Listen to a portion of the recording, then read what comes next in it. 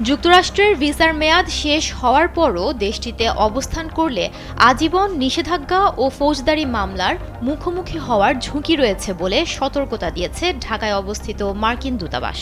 মঙ্গলবার তাদের official Facebook পেজে এক পোস্টে এ তথ্য জানায় দূতাবাস কর্তৃপক্ষ।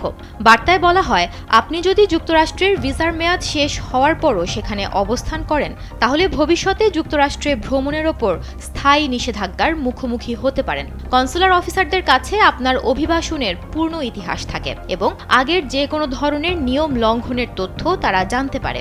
ভুলবশত এমন কিছু করার সুযোগ নেই। আপনার দায়িত্ব হলো ভিসার শর্ত যথাযথভাবে মেনে চলা।